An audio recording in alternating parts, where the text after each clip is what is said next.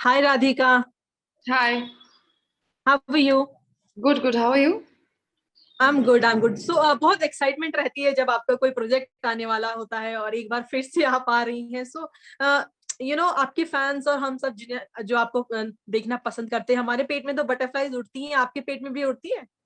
हाँ, of course ये तो बहुत ही मतलब स्पेसिफिकली बहुत ही अलग प्रोजेक्ट है. हम्म. ऐसा कभी हमने कुछ देखा नहीं है भारत में. तो हम्म. और भी क्यूरियोसिटी है कि लोगों को पसंद आएगा, नहीं आएगा, कैसे रिसीव किया जाएगा. क्योंकि हमने तो हम्म. बहुत मजे किए और बहुत ही मतलब एक करेजियस, एम्बिशियस और बहुत नया रिफ्रेशिंग ओरिजिनल शो है.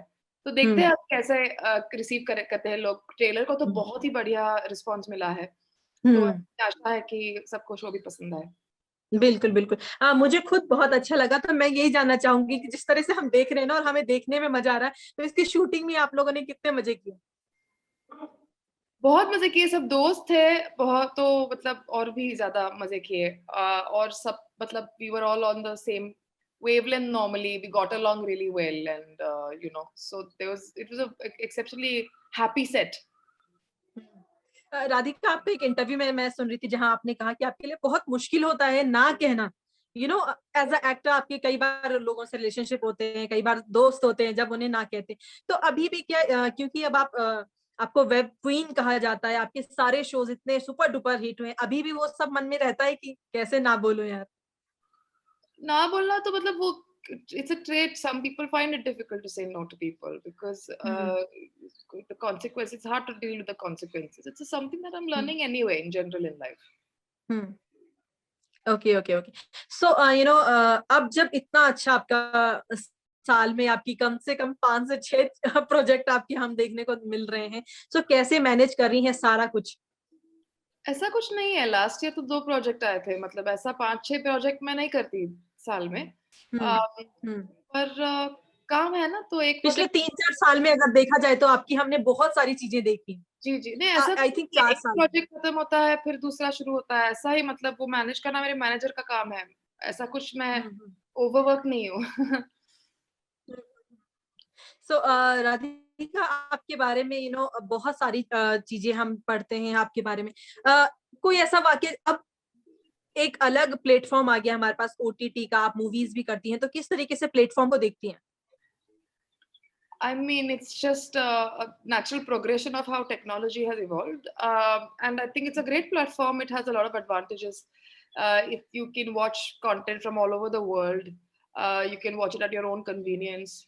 The rate at which people are consuming the content, it's need for more content. So there's far more employment that has been generated. Is given equal opportunity for projects, like viewing of opportunities now. There's no small project or big project when it is on OTT platform. So all these things are really great about OTT platform. You're competing with world content, so you're making sure that your quality of product is good.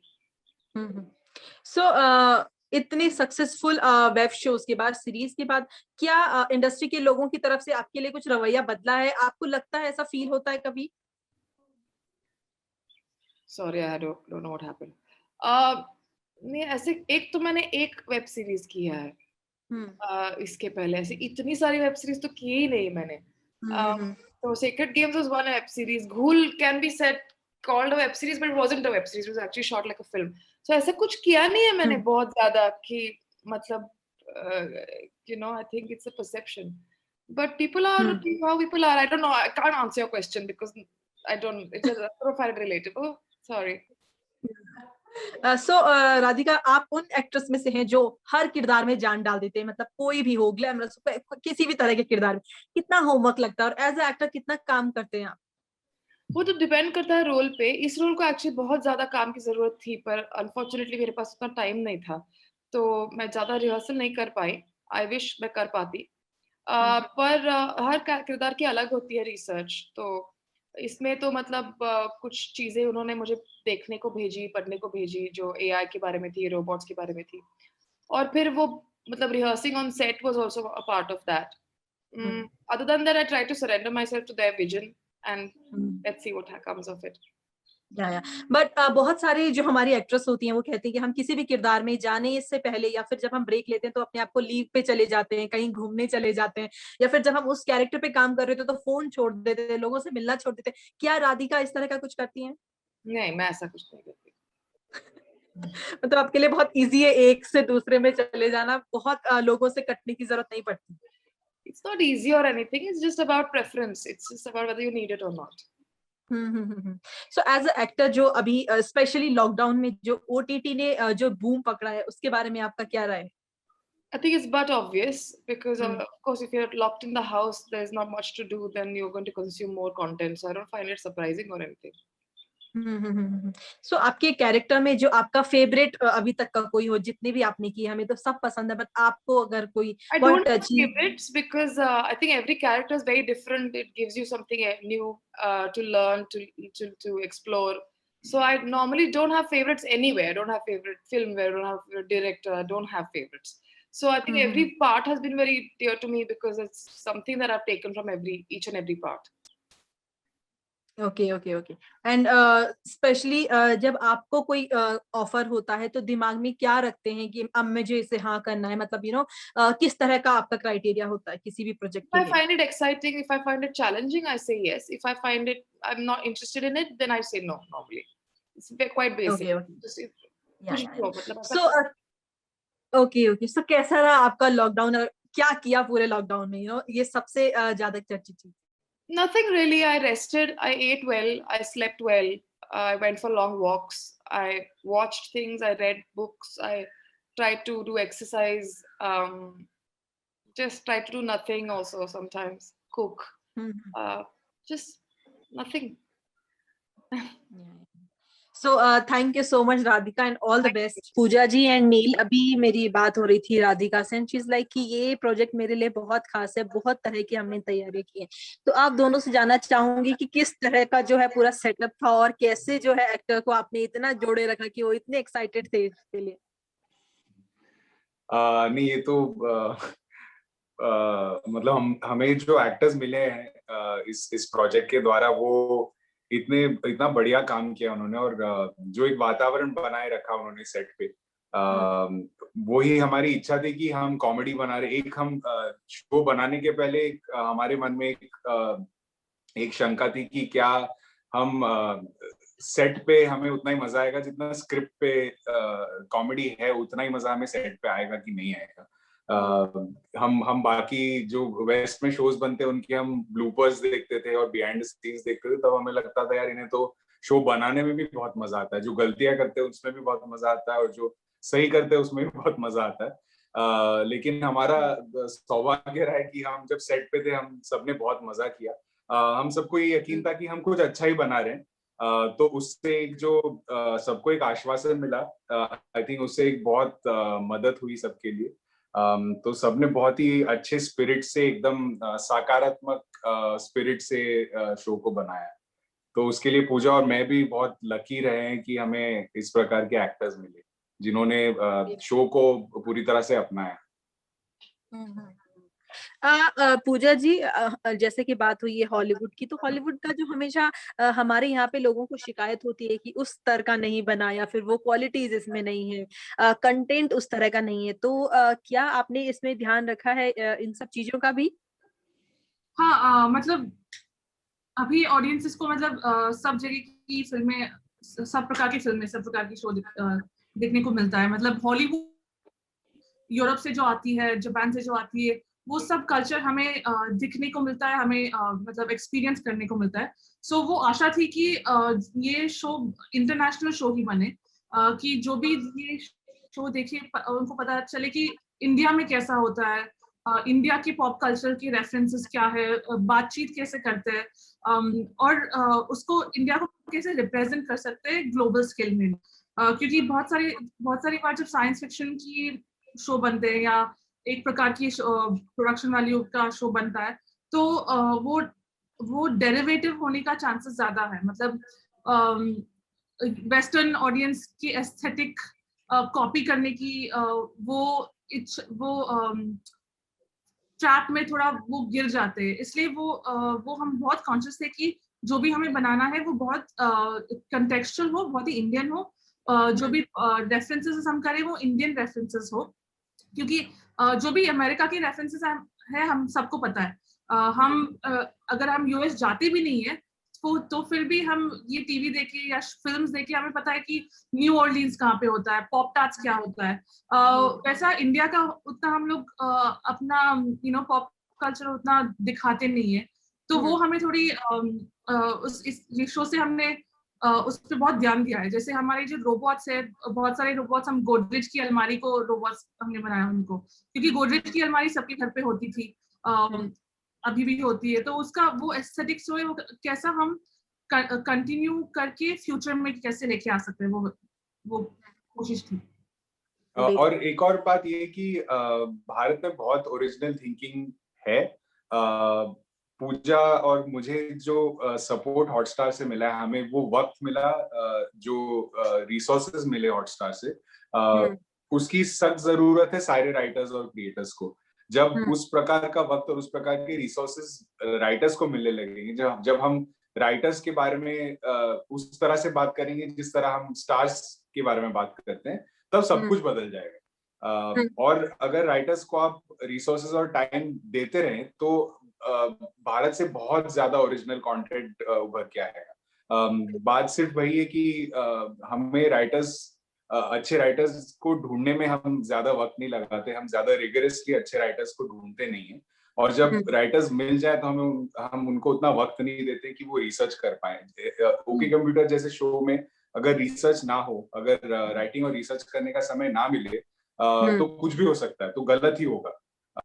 तो वो एक बात बहुत जरूरी है कि भारत में है बहुत ज्यादा टैलेंट, हमें जरूरत है उससे ज्यादा शायद टैलेंट होगा, लेकिन हमें उसे ढूंढने की जरूरत है, उस टैलेंट को टाइम देने की जरूरत है, उस टैलेंट को कल्टिवेट करने की जरूरत है। कितना टेक्निकल चीजों पे आपने ध्यान दिया है और मतलब किस तरह का होमवर्क किया था?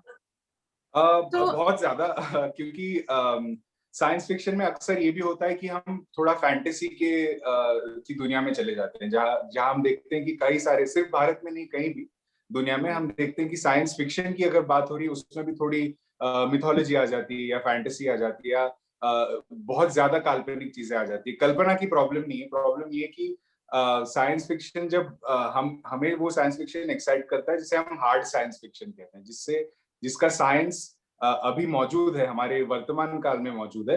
हार्ड साइंस फिक्शन का मतलब ये कि उस साइंस को लेके जो अभी मौजूद है, उस साइंस को लेके आप आगे की दुनिया बनाए।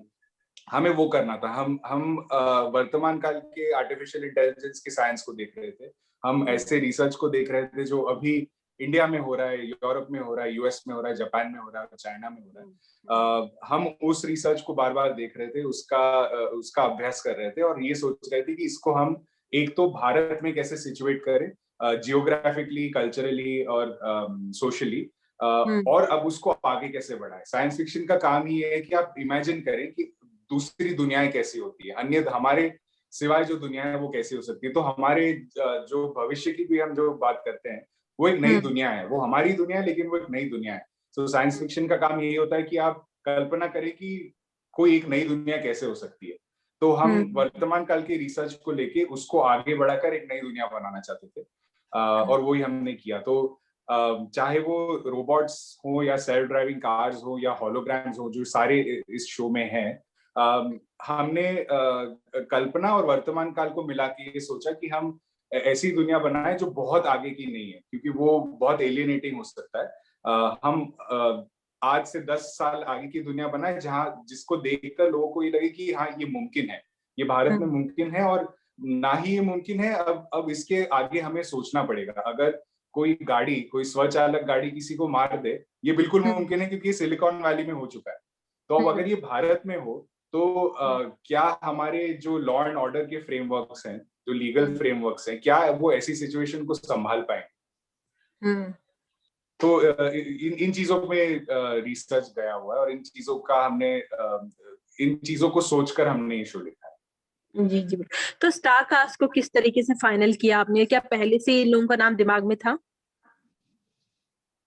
हमारी कास्टिंग प्रोसेस भी थोड़ी सी अलग ही रही है, क्योंकि हमें ये जो भाषा हमने यूज किया है शो में वो थोड़ा क्योंकि कॉमेडी है और थोड़ा डिजाइन लैंग्वेज हमने डिजाइन लैंग्वेज से गए हम लोग, तो उसमें ये थोड़ा हमें एज क्रिएटर्स और डायरेक्टर्स थोड़ा डर था कि वो मतलब विल इट हिट और नॉट, मतलब वो लाइन बराबर से मजा आएगा नहीं मजा आएगा, जो कॉन्सेप्ट्स हम बता रहे हैं वो थोड़ी डेंस है, मतलब बहुत ही एग्जिस्टेंशियल और डेंस चीजेस की बातें कर रहे हैं, तो हमें ये भी उससे थोड़ा ये डर भी था कि वो ट्रांसलेट होगा कि नहीं होगा, आसानी से होगा कि नहीं होगा, तो इसलिए हमने तो पहले से ही हमने बहुत सारे वर्कशॉप्स की थे जिस एक्टर्स के साथ देखने के लिए कि क्या सब कुछ बाहर आ रहा है, वो एक्टिंग के वर्कशॉप से और वापस हम लोग गए, थोड़ा राइटिंग चेंज किया, तो वो कोलैबोरेटिव प्रोसेस भी रहा, क्योंकि इन द एंड वो जो भी चीजें हैं वो it has to sort of land well.